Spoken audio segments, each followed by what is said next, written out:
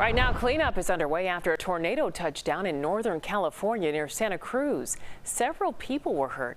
Now you can see that twister picking up dirt and debris right there.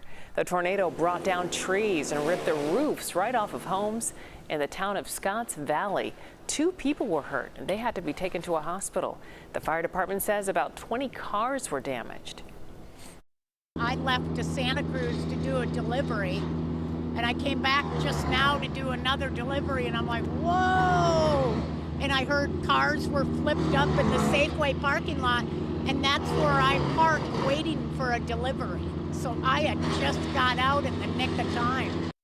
The National Weather Service in the San Francisco Bay Area says based on radar signatures, video, and photos, they can confirm this was a tornado.